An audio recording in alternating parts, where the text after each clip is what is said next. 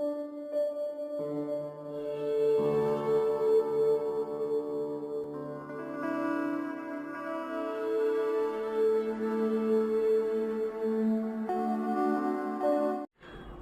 Students, আজ আমি আলোচনা করব জিওগ্রাফি অনার্সের CC12 রিমোট সেন্সিং এবং GIS এর পার্ট নিয়ে।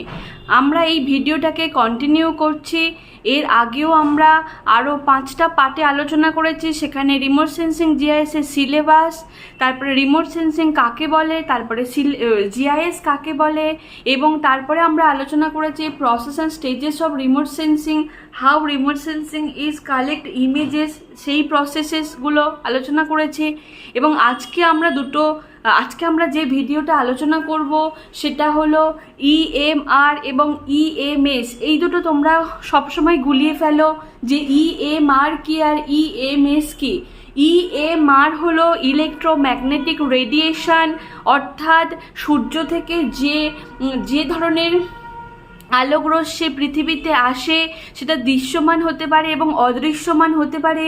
সেই চুম্বকীয় বিকিরণ যখন এই অদৃশ্য এবং দৃশ্যমান তড়িৎচুম্বকীয় বিকিরণ সেটা কৃত্রিম উপগ্রহ থেকে বা সূর্য থেকে যখন আসে আর কি পৃথিবীতে, বা পৃথিবী পৃষ্ঠের ওপরে যে লক্ষ্য বস্তু তার ওপরে প্রতিফলিত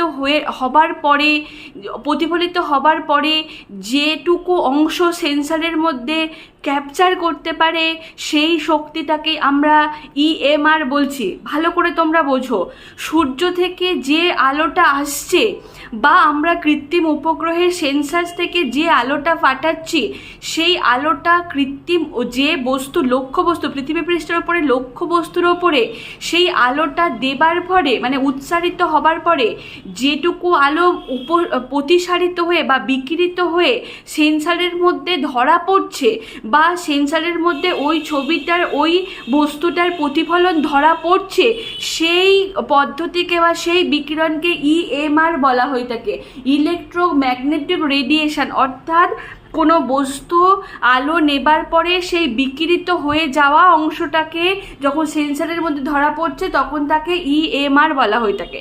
যদি EMS বলা হয়ে থাকে তা হলো ইলেকট্রোম্যাগনেটিক স্পেকট্রাম। তাহলে এটা হলো সূর্য থেকে যে দৃশ্য এবং অদৃশ্য আলো পৃথিবীতে আসছে সেই সবটুকু অংশ আমাদের প্রয়োজনীয় হয় না। শুধুমাত্র যে অংশটুকু দৃশ্যানুরাগ তরঙ্গ, অর্থাৎ যেগুলো আমরা চোখে দেখতে পাই সেই তরঙ্গ ছাড়া বাকি তরঙ্গগুলো সবই প্রতিফলিত হয়ে চলে যায়। টোটাল এই দৃশ্য এবং অদৃশ্যমান আলোকরশ্মির তরঙ্গের ক্ষেত্রটাকে আমরা বলে থাকি EMS, ইলেকট্রোম্যাগনেটিক স্পেকট্রাম। অর্থাৎ যে রেডিও ওয়েভ পাঠাচ্ছে,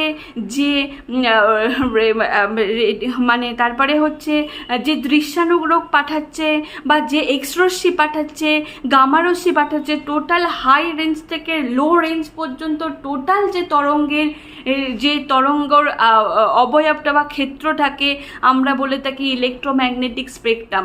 আমরা নেক্সট দিনে ইলেকট্রোম্যাগনেটিক স্পেকট্রামের মধ্যে কি কি রশ্মি থাকে এবং এটা মনে রাখার কি সোজা উপায় সেটা নিয়ে আমরা আলোচনা করব নেক্সট ভিডিও। তাহলে আমরা আলোচনা করব EMS নিয়ে, ঠিক আছে, এবং কিভাবে এই প্রশ্নটা পরীক্ষাতে আসে সেটা নিয়েও আলোচনা করব। স্টুডেন্ট, যদি আমার ভিডিওটা ভালো লেগে থাকে তাহলে অবশ্যই লাইক করো, সাবস্ক্রাইব করতে ভুলো না। Thank you for watching.